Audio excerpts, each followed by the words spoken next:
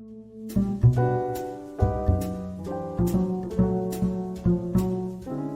everyone. Welcome to another episode of Divided Films. I'm JJ, and with me, as always, is my co-host Keith. Hello!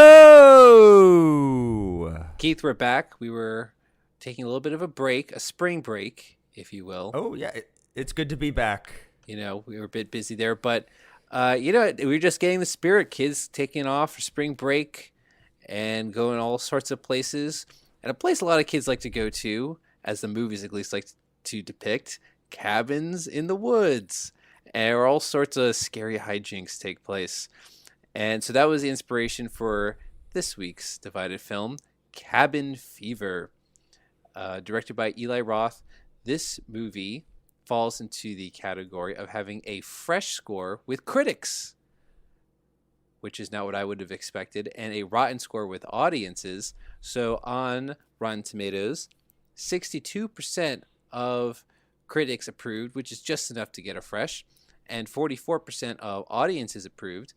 And the critics' consensus, more gory than scary, Cabin Fever is satisfied with paying homage to genre conventions rather than reinventing them.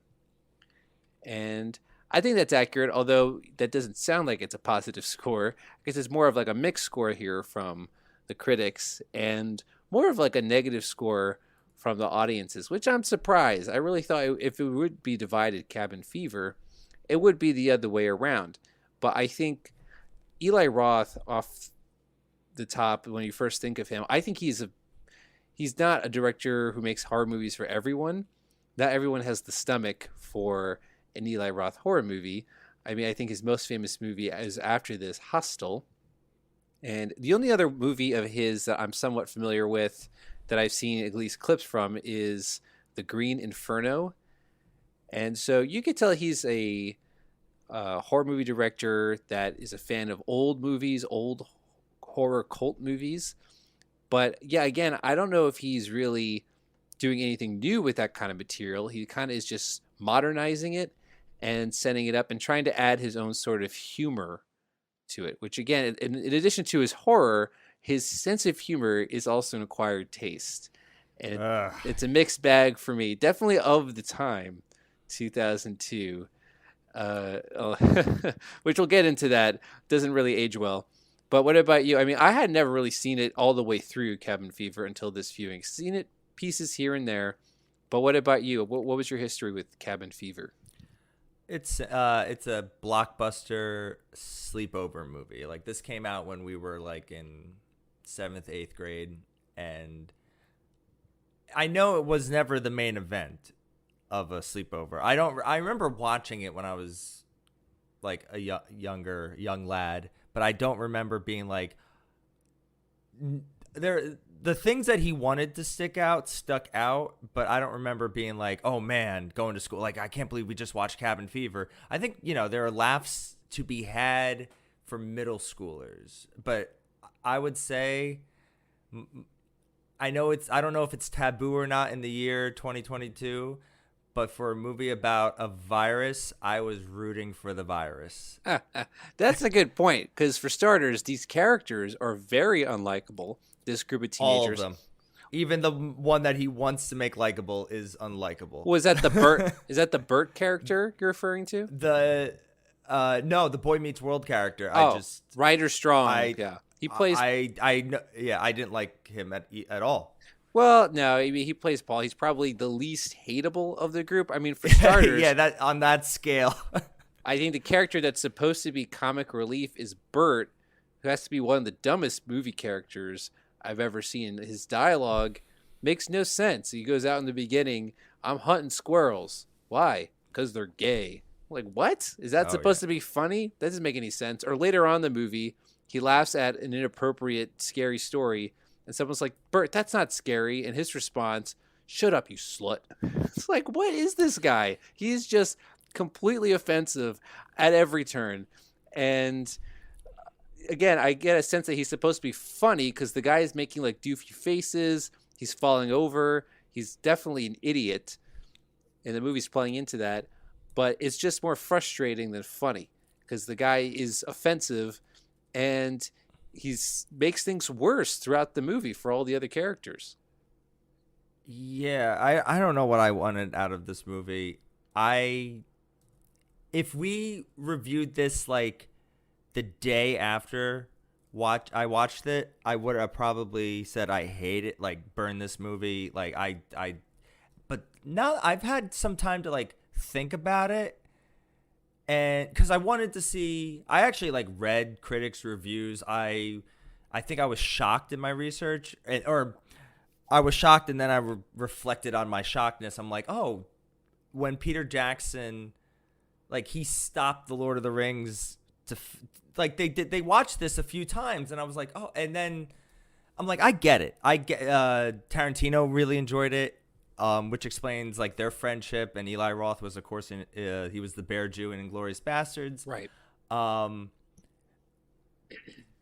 I as I was watching this movie now, like with everything I've watched over the years and love of film, I could see, like, I know why Peter Jackson liked it. I know why this movie has an acquired taste. That Peter Jackson made these kind of movies. The inspirations for these movies are so clear. Like, there's Sam Raimi, there's Texas Chainsaw Massacre, there's Peter Jackson when Peter Jackson was starting out making independent horror comedies. Right, but I feel like at least Peter Jackson's style of horror was so over the top that it became funny. I don't think this really reaches that level. It's definitely gross at times, and it takes it to a certain level of graphic violence. It's just not at the same level. It's not so heightened that it becomes funny, like in Brain Dead. It's more so just gross. I don't really get the same joy of horror as you would, even like in Evil Dead, which, correct me if I'm wrong, is maybe like the original Cabin in the Woods horror movie, although that deals with ghosts, not viruses. There is like a joy to the horror in that movie. And here in this Eli Roth movie, I sense that there's an enthusiasm. I'm just missing like the joy for an audience to get out of it. Yeah. Well, I was gonna like say, like, what separates, to me at least, this version, 20 years ago, Eli Roth, and maybe he's grown, maybe not with the Green Inferno, is like Sam Raimi started out Evil Dead horror and then kind of remade the same movie as a comedy and added a slapsticky great character in Ash. That sets him apart. Peter Jackson, really great writer, and also over the top special practical effects. And I would say, and I just don't. Eli Roth has a voice, and I find it very immature, and on the point of just like, it's like that person at the party who comes in. I don't know. I found the cop character annoying. I found the cop, like, oh man, the thing that sums up this movie for me and why I don't like it is, and I of course did not notice it. I've only seen this movie like once, and I was curious about what was on that guy's shirt. Who's that doofus? The cop character? No, not the cop. Who's the doofus character? Buck or Bert? Bert. Yeah. He had a date on his shirt.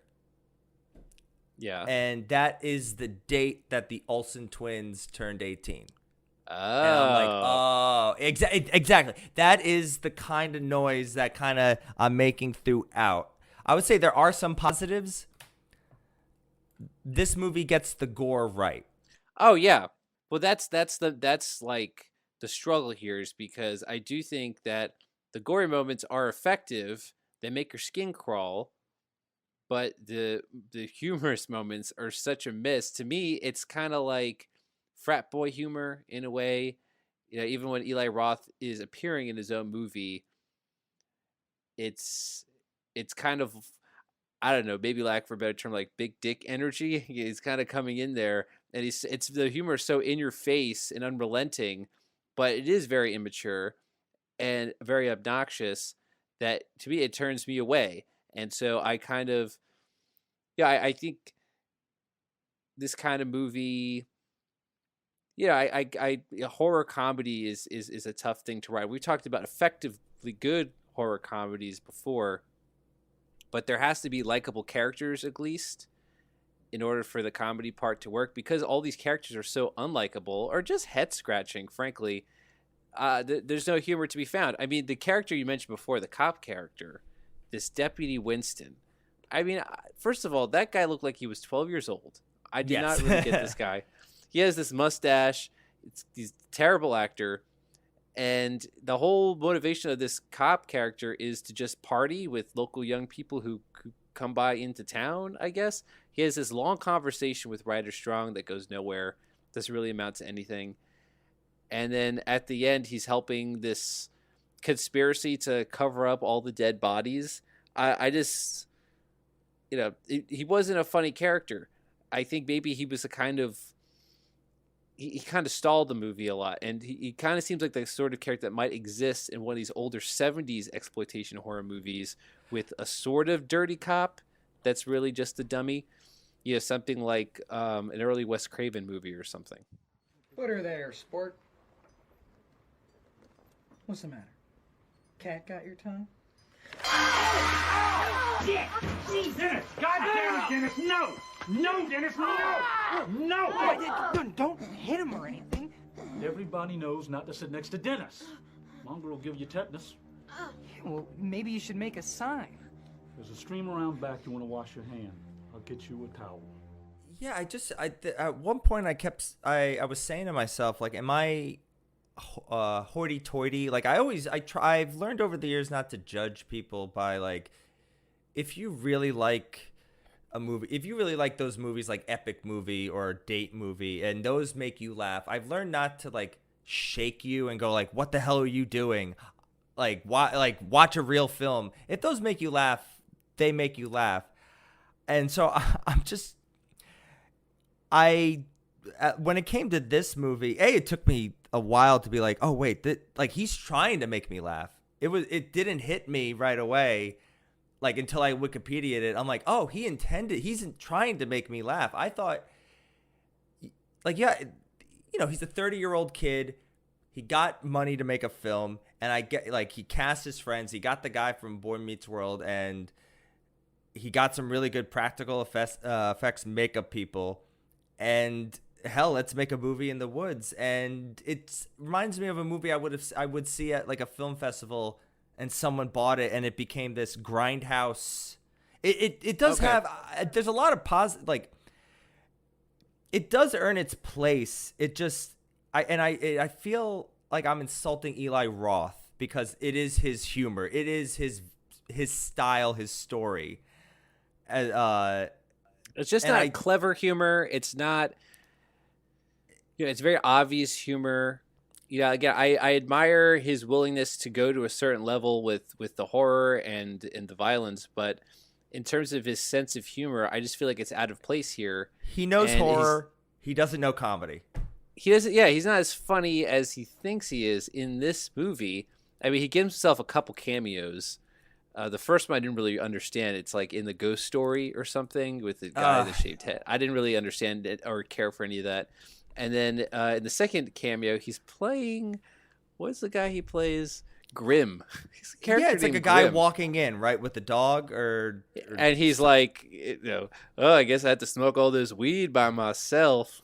So it's like, okay, I guess he's a guy who's just wandering around the woods looking for teens to smoke pot with. But then he has this dog. That's the same dog that comes back later, right? And then eats one of the characters. Like, what is with that dog? Why does that dog want to eat them? I didn't really understand that. It seemed to me like it had nothing to do with the virus. It was just this bloodthirsty dog, and you get a pretty nasty death towards the end of the movie with the Marcy character. That I didn't really understand. And then you find him later on too in, like, the cave, I guess. Yeah. I didn't even realize that until I Wikipedia'd it. I'm like, who is this? Like, it's a frustrating movie. Like, because I think there is I wonder if Eli Roth, because I've only seen Hostel once, and that was a blockbuster rental. And I would say that, like, that is probably his best movie. Like I don't remember it being that funny, but it wasn't trying to be, or maybe there was a humorous liner there, but it was actually like had some craft to it. But this one just feels like, I don't know. It's I know what he's trying to do. And when he talks about horror, like whenever AMC or somebody hosts horror like film history on Shudder, he's the guy to go to. They have him on like that old special, 100 Scariest Movie Moments. He was one of the people they interviewed for that. He's kind of the Tarantino of horror, and I will give him that title. Listening to him, he knows talk, his stuff. He knows his stuff. I just wish, and I mean, we can get into the other writer. I was wondering about that. Randy Perlstein, who was my screenwriting professor.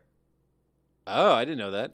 You didn't? Oh, I thought I might have told. Well, my sophomore year, I took screenwriting, and Randy Perlstein, who is an amazing guy, and when I was doing my research on this, seems like he tried his best to make, put all the ideas together. Like he doesn't. I think he got a writing credit because he did. This is Eli Roth's movie, but he helped, so he got writing credit on this. But this is a shout out to Randy Perlstein. If he ever hears this, like, I'm happy to have continued a friendship with him through college and after college. He's always been great seeing him. And I never really wanted to talk to him about this movie just because it's like, what am I going to ask him? Like, how do you write a scene where like pancakes? How do you do that? Like what? Well, I mean, I do have a question about that scene. I mean, I guess the question is why? That's just one of those kind of scenes where you watch it and you're like, why is this happening? That was like a meme. Like I always knew that, like through meme in like movies or at least like the internet, Reddit. Yeah, I knew it out of context. It makes less sense in context. It doesn't. It makes sense without having context. The research I did on this, it's just that kid knew karate very well, and Eli Roth thought he was very funny, so it's like just put his karate skills and just shout pancakes. It very impromptu, and that kind of sums up this movie in a whole. It's just like, I'm sure it didn't need to go into the movie. It could have just been funny on set. It could have been great behind the scenes footage, but it makes you go in, it makes the audience go, we're laughing at the movie. We're not laughing like it. The movie thinks we're laughing with it, but we're kind of laughing at it. Yeah, because it's such a bonkers moment that it just kind of takes you out of it. Because it was one of those moments where I'm like, this is just really dumb. And if the movie had a lot of these weird, surreal moments like pancakes, maybe it could have set a certain tone that would have heightened the movie a bit more. But instead, it just seems like it's very incoherent. You get this random scene, this kid who's biting people's hands. Like, watch out, he bites people's hands. And then, he bites the infected guy's hand. And the hick guy running the store, it's like, this is your fault this happened. It's like his fault it happened. You're the one with the kid who's biting people. And those characters that, like, right off the get-go, early on in this movie, they established these white trash characters. And it's done in a way that, again, is like really offensive. They say the N-word, and that kind of comes back at the end as a joke. But even as a joke, it doesn't pay off. It's like, oh, they're racist. Oh, just kidding. They're not racist, but I don't know. They kind of are. They still are. They still are. I mean, like, once again, it's the laughing. The movie thinks you're laughing with it, but you're kind of going like, what? Yeah, like, why? Like, why is this happening? Like, at the end, they're having this, like, party rapping barbecue thing at the end. Like, why is this happening? I don't understand what that has to do with anything except for the one, I guess, image of the spring water bottle company leaving with all the infected water, and I guess the implication is now this disease is going to spread. Where this disease even came from in the first place, Who knows? It just, this guy gets it in the beginning, and then it spreads through the water, and then it goes from there. I'll get you some help, all right? I'll be right back. I got a car. Fuck. Oh, please. Help me. Fuck. I'm sick. I need water. Just lay down. Don't move, man. Water. I'll get you water. Just stay right. Don't come near me, okay?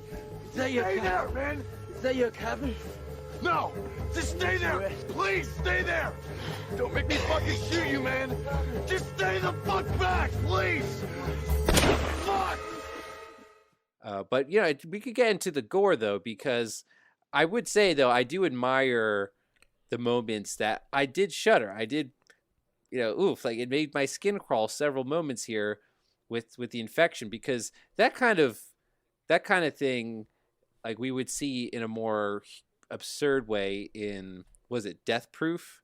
Remember that one, the Grindhouse movies? But even if it's done in a cartoonishly over the top way, it still gets to me. This idea of people getting infected and then like their flesh rotting and peeling off, that kind of thing.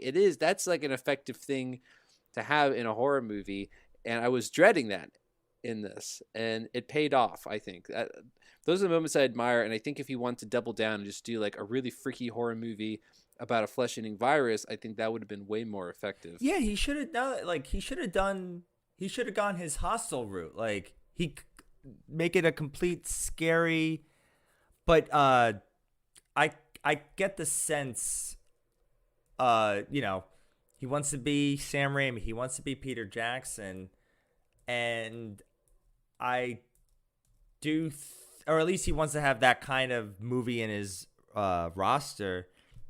And I just don't, once again, it's like, I just don't find you that funny. It makes Cabin in the Woods it makes me appreciate something like that. And I'm like, I really hate what like Ryder Strong, I don't hate the actor, of course. I grew up on Boy Meets World, but like this character is played off as like the good guy, the best friend. And you're like, okay, I'm rooting for him. But being in a horror comedy, at least have someone like that character should have been more self-aware. Like, why are we doing this? Why is this home? Like, but instead he ends up like, I don't know, when the girl is sick, I don't know. I felt uncomfortable. Like there's a lot of scenes where I'm uncomfortable, and it starts out with me finding out what's on Bert's shirt. Right. Unintentionally, you're uncomfortable in a lot of those moments. Like they take the girl out to the shed or something. And Ryder Strong just seemed like a generic horror movie character. He makes bad decisions. He has no idea what to do. And, like even that one scene where he goes to the reservoir and finds the dead body. Why is he trying to turn over the dead body? Because then he falls in the water and he's screwed. Yeah. Now he's infected. But, like, why even do that? Like, what are you going to find out? Like, the character's just constantly making mistakes over and over again. And that sort of thing is frustrating. It's like a horror movie trope.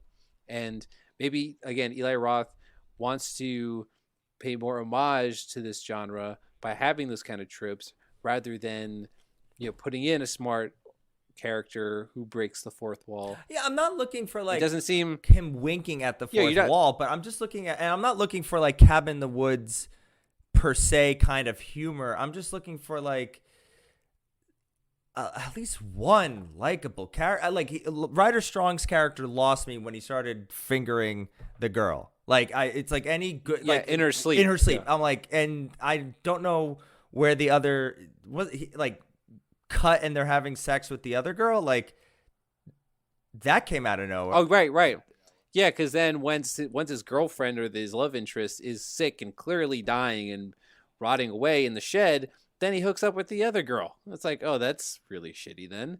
And he doesn't really seem to be too broken up when his friends are horrible. Like, I know the cut was for comedic effect, or maybe it was like it.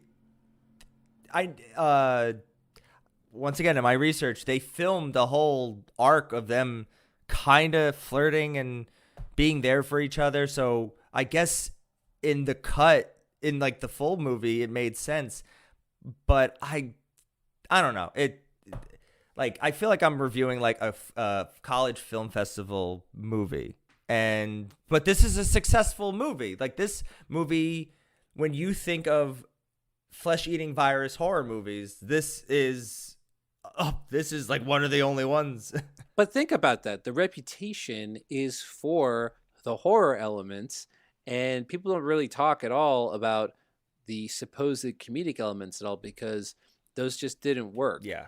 And I think the movie really could have been one of those, like, I dare you to see it kind of horror movies if it was that graphically violent throughout the whole thing. I mean, yeah, there's like some great makeup effects here, some great practical effects. They have some really good scenes like that stick with you. For example, the leg shaving sequence. You know, like that's the kind of thing that makes you think next time you're shaving. And I would like to see more of that. He knows what gets under your skin. And so that's his strength. I would like to see him kind of stick to that more so. I mean, maybe I should watch the whole of the Green Inferno. I mean, from what I saw, it didn't really seem enticing to watch the rest of it. It's clearly inspired by that old crazy genre of like cannibal holocaust. There is a whole genre of like cannibal horror movies back in the 70s and 80s. And he's a student of that. Apparently that was his send up to those. But again, is he adding anything new to the genre, or is he just trying to put in his contribution to the genre without really adding anything to it, you know, any new takes on it? Well, like, I have no problem with him, like, or I don't think you need to like always add something new to the genre. I'm more than happy, like, of someone just making a movie, of adding to the genre with your own voice. And once again, I feel like I'm picking on him. I'm sure like he's a nice guy, and I will say this, I'm very curious. I would love for him, and I know they've done sequels and remakes or whatever. I would love for Eli Roth now to remake this movie. I would love see how he's grown. I would love to see that, because I'm sure, because he's still directing. Like he's directing. I never played the video game, but he's set to, like, he's been directing Jack Black and Cate Blanchett in Borderlands movie, and that's like a legit studio based on a video game franchise movie. So, and that's kind of the most out of his element outside of acting that I've seen him. So I'm curious to see that. But there is craftsmanship that I've seen him in, and I just feel like he needs someone over his shoulder going like, that's not funny, or like, right. I just think, and I'm not volunteering, but like, I just think like this movie could have been up there with like when you think of Evil Dead 2 or Brain Dead or The Frighteners, you do think of the comedy in those movies. Right, because I mean they add to, you know, it's not as if in those movies that the horror and the comedy are fighting against each other. They actually add to each other, and in this movie they complement. Yeah, they complement each other, and in this movie, it's kind of like a tug and war effect. I mean, you know, of the three cabin horror movies I've seen, between the Evil Dead movies, this, and, you know, The Cabin in the Woods, yeah, this is the third place one. Can you think of any other cabin horror movies that I might not be thinking of? I mean, just cabin, because that is a trope, like kids in a cabin and some sort of, you know, horrible thing ensues. As I was watching this movie, I just kept going, like, I could see like the soup bowl and like all the ingredients of that he's pouring in. Like he definitely is a lover of Tobe Hooper's original Texas Chainsaw Massacre. Like, you have that style. Also, unlikable kids. Even the guy in the wheelchair is unlikable. Like, you automatically know he's gonna die. But it's very dirty looking. But there's also there's a director's vision in that, and it's not funny. Like, that's not a horror comedy. Texas Chainsaw is, that movie feels like it's a snuff film. It is almost, yeah. It's disturbing how realistic that movie looks. I'm trying to think of other cabin movies. I think Cabin in the Woods kind of, yeah, I know they remade Evil Dead, so that kind of doesn't count. Right, because I'm just trying to think of like those kind of movies, maybe not even Cabin, or just like it's in that singular place. I mean, maybe you could throw in Texas Chainsaw Massacre, at least as kids traveling, and then something happens to them. Because I also got a sense of influence of Texas Chainsaw in this Cabin Fever movie, just from they encounter these white trash characters who eventually come after them, and then there's like a whole sequence where they're fighting each other. Yeah, it's not the same threat level as the family in Texas Chainsaw Massacre, but it's sort of a similar sort of conflict going on there. But again, I didn't really understand those hit characters going on. It just, they just seem to do things that the movie wants them to do. They go after these kids because the little boy got infected, I guess, and now like they're killing each other. I didn't really get any of that. Yeah, I think he needed to add, and this is where I'm like, I bet Randy Perlstein came in and like said, you have to add something more other than like, there's nothing that much going on other than flesh-eating virus. You throw the girl into the cabin, what do you do next? You have to add some kind of more conflict. Even the fifth character, the Jeff character, the guy with the blonde hair, he leaves the movie. He actually says, I'm out of here. So you actually even subtract a character. Because you know what I thought we would get more of in this movie, actually, is the paranoia of who's infected, who's not, as if it was, say, like The Thing. There's only maybe one scene of the characters. I think after the blonde girl, she gets sick and is put into the shed. You only really get one scene of the characters arguing with each other, getting paranoid, who's sick, who's not sick, how to avoid getting sick. That was like one small element. You would think from the title Cabin Fever, there's more of that sort of paranoia that's going to play into the movie, and that doesn't really happen. So I thought that could have been more interesting to explore. My friend, she's sick. You don't look so good. I know. There's this disease. I think all my friends are getting it. And do you just know where a hospital is around or something? Yeah. Stay right there. Don't come any closer. I'll get a doctor. Thanks. Pancakes! Pancakes! No pancakes. Pancakes! No pancakes! Yeah, you do say, you said early on in the episode that Bert, and 90% of the time, or 95% of the time, I'll give you that, you are right. He is an awful, stupid character. But he kind of has the right idea of, do not go near the girl who's infected. Like, let's put her away. Like, he kind of, I'm like, all right. Like, he makes a smart move every now and then. Like, yeah, but it's all selfishly motivated. Yeah, it's all like I've never heard, they say the R word so many times in the span of a minute. Just everybody, no filter. And I know that it's a different time, but they say like that's gay about any situation that does not end well for them. It's like, well, that was gay. It's like, what? Like that was, I get that, again, that was a thing, and that's how some people talked back then. But again, it's very unfortunate to hear it so much.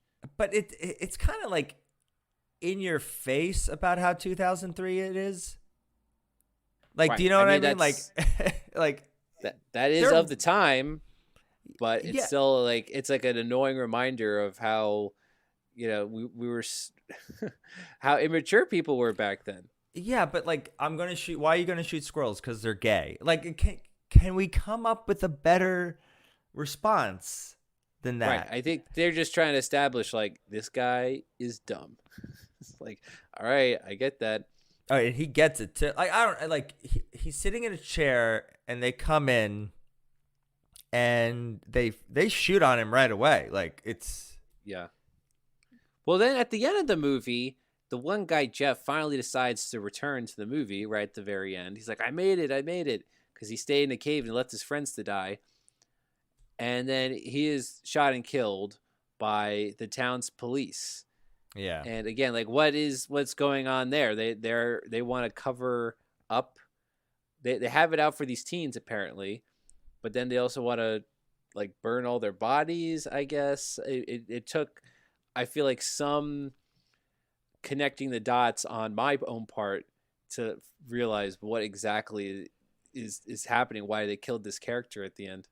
Yeah, this should not have been a horror comedy. This should have either been one or like the other. Like it just horror. It just horror. Because then even like I don't even know if you see Ryder Strong die on camera, right? It's assumed it's like no, like the cops taking him back or the because he finally makes it to the hospital, and the last time you see him alive, he's lying in a hospital bed, and then you see a doctor talking to, I guess, like the sheriff or someone, and the doctor's like, "We are not equipped to handle this kind of thing." I guess a flesh-eating virus. So the sheriff's like, "Don't worry, we'll transport him to a hospital." Are they going to use an ambulance? No, they're going to use that freaking 12-year-old with a mustache, Deputy Winston, to transport him in the back of his pickup truck, and then that's the last you see of him. And then at the end, you see his dead body in the reservoir. Yeah, and then it's assumed that the virus is going to get out because it's in the water supply. Like nothing was solved. No. In fact, they made it worse by trying to cover it up, I guess. It's just a kind of a frustrating viewing experience because just at every turn, like there's no one really to hold on to or root for. And as bad as these group of teens are, then the townspeople are even worse. Like you have that whole party scene with the Deputy Winston character. And see, that felt like the way it was shot. I'm like, if I didn't know any better, this looks like it was made in the 70s, which I think was like the intended effect. I'm okay with that. That actually, the intended effect in that, the Grindhouse, the Friday night drive-through movie, that works for me. Right. And he just basically, Ryder Strong shows up and just infects as many people as he can for some reason. And from there on, the guy decides he has to go on this mission, the Winston character, and kill him. So it's I didn't know where the story was going for half the time either, because then you just have this Ryder Strong character who's alive at the end, just running around aimlessly, and so like, what am I supposed to look forward to at that point except the end? This movie must have not had an impression on me because I did not. Yeah, it's been about like 20 years since I've seen this movie. So I know we're being hard on it and everything, but again, it does have a positive score. Well, a mixed score, but a fresh score from the critics. And so when you read through, I think people are seeing the homage. I think critics, they love filmmakers who have done their homework and are maybe a little more forgiving when it comes to send up of classic genres from decades prior. And then you have the audience who doesn't really care about any of that. I think, I was watching this with Eric, and I think the humor ultimately drags the rest of it down. I think the critics love sensing a cult film. Yeah, I could see this having a cult following, but again, I think Eli Roth as a director has a cult following. So it's not just this one particular movie. I think his fans are just fans of his work in general. And sure, they probably really like this movie, but then they also probably watch Hostel maybe a bit more than this. The sequel to Hostel, again, Green Inferno. What's the other one? Thanksgiving, which we mentioned. Oh, yeah. We mentioned Grindhouse, and he made the fake trailer. And as far as I know, a lot of those fake trailers were made into movies later on, including Thanksgiving.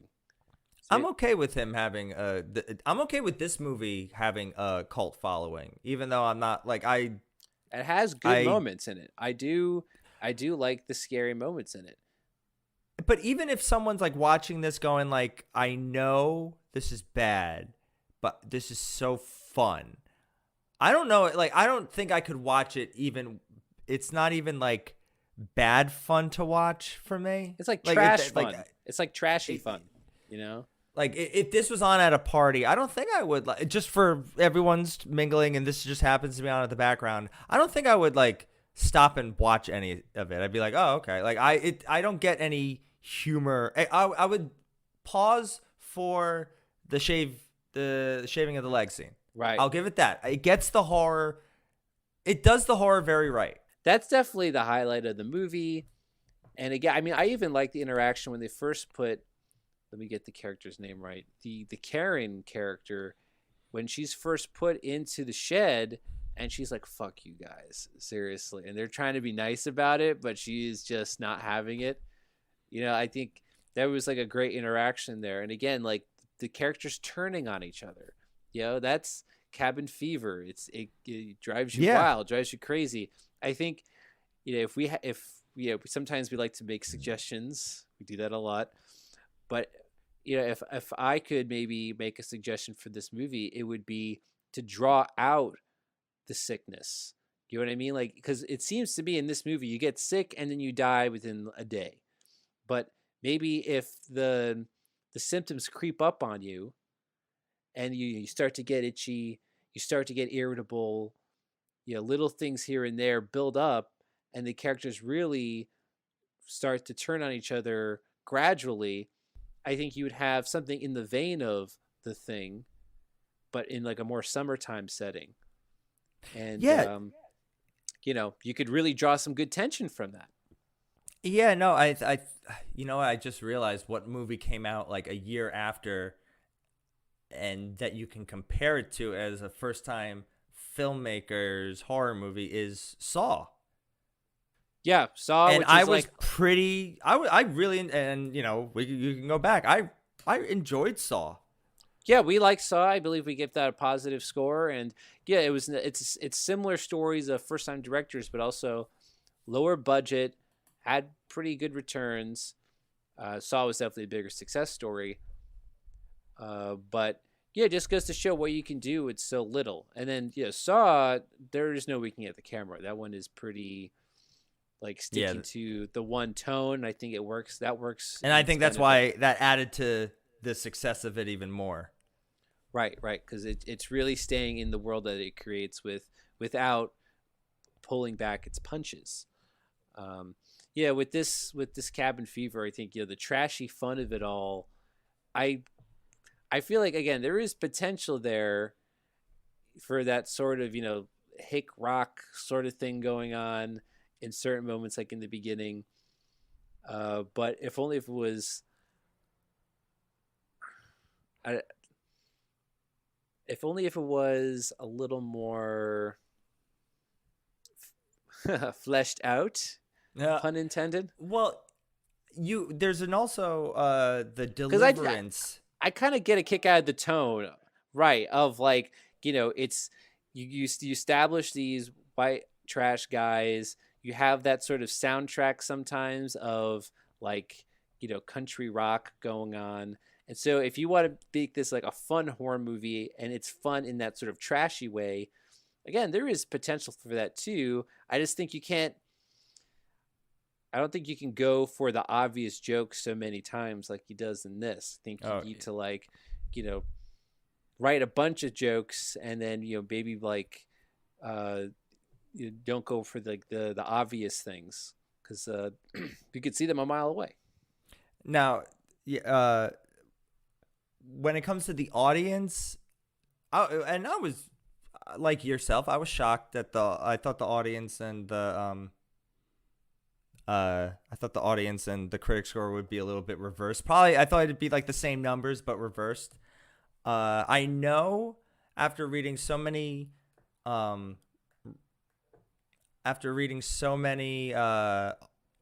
Tomatoes audience scores for movies, the audiences can be a little bit hoity-toity. I think that's the word I would put. Some of them are a little like, why are you watching this movie if you know you're not going to like it?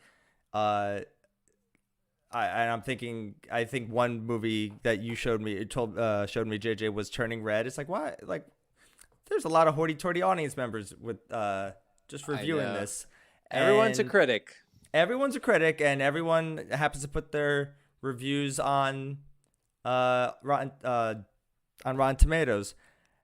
I tried my best to find the ones that like that emulated, I guess, our viewpoint of it. And it still comes down to like me not just liking like there's stuff to like about this. I think Ebert put it best. And I know that's we quote him all the time. Like, this movie adds up to a few good ideas and a lot of bad ones, wandering around in search of an organizing principle. And I'm like, you summed it up again, Roger. Yeah, definitely a mixed bag. I mean, I guess you could also say, yeah, is it obvious that this is done by a first time director of a studio production? Possibly. They're trying a lot of different things. Again, based on the story with the pancake scene, how that was a bit impromptu. Scene maybe that they were adding different ideas as they went along, and that could be a bit haphazardous. Because you can get maybe a lot of things that work on their own, but they don't work together. That could be a big risk you run into. But at the same time, I think with a lot of the audience scores or a lot of audience opinions, they're more like reactionary. I think critics tend to stew on their reactions for a little bit, and I think that's maybe to the benefit of this movie. It's like, okay, like, we know what the references are, and we like that this is a guy who, is a fan of the same kind of things we're a fan of. Whereas an audience's immediate reaction to this is just like, wasn't funny, thought it was dumb, and frankly, a lot of people probably are repulsed by the horror elements. It's a bit stomach churning at times, and a lot of people don't like to be grossed out when they watch, even if it's a horror movie, and even if they know the premise, it's still not something they like to see. Yeah, that's the thing that it has going for it, though. Eli Roth made the movie he wanted to make, and for that, I give him so much credit. It's just not the movie I want to see. It's in your face, and I give it that. It's just a lot. I don't know. It's a lot for a 90-minute movie. It bounces around quite a bit. I made it. I did it. I fucking made it. I knew it. I knew it. I fucking made it. I fucking made it. I made it. I fucking made it.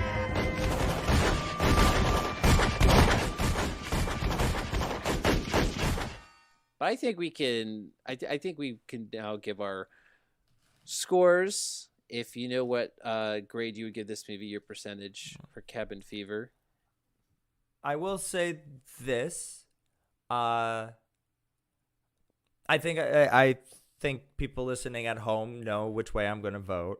But I want to say this, like, I respect Eli Roth. I think it's hard to make a movie, and the fact that he did it, and the fact that this movie became a success, and I do give this movie, it can play at midnight. People can love it. I do think if I haven't checked the Bravo 100 scary moments, and if they were to do an updated version, I will give you it deserves its place on that list. But the people they did like a 13 even scarier moments, and they put, I think, both a moment from Cabin Fever and a moment from Hostel on that list.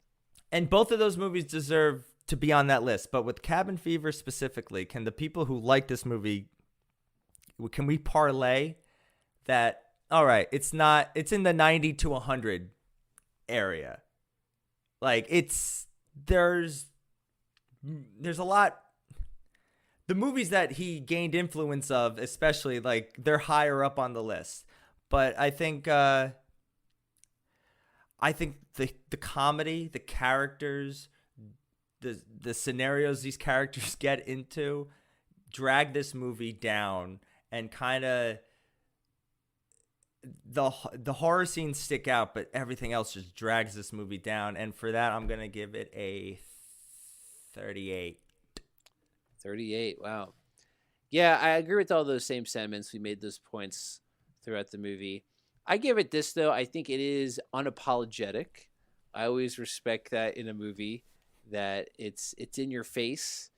he has this sense of humor he implemented, and it's very him.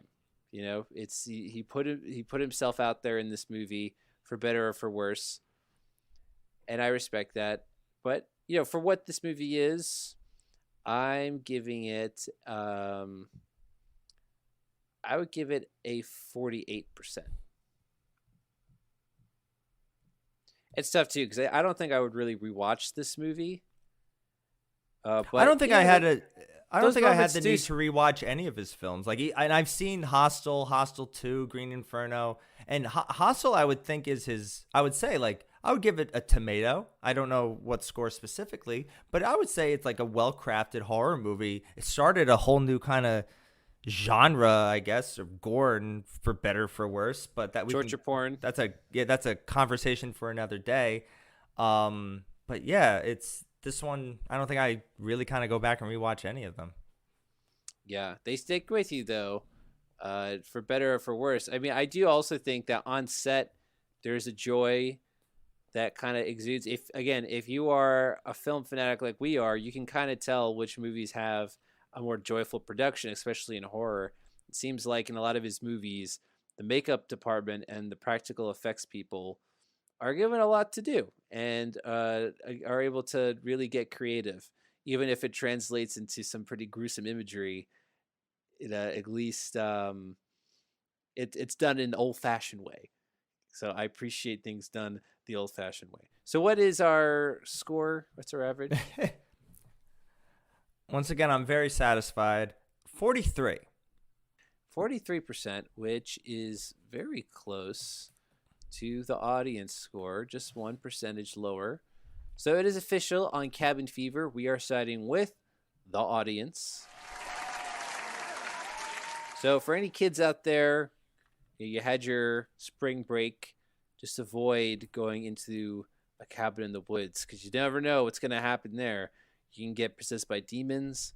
You can get infected by a flesh-eating virus. Or you can find yourself in a conspiracy with every single movie monster in history.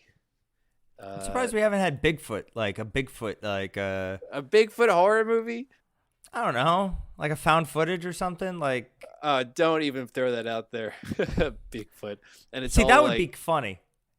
That would be funny. That sounds like a parody of found footage, which I'm all about, by the way. Harry and the Hendersons, he's there, run. Oh man. All right, Keith, this has been fun. I think for the next movie we should go with something a little less gruesome because I think I've had my fill of buckets of blood for at least the time being.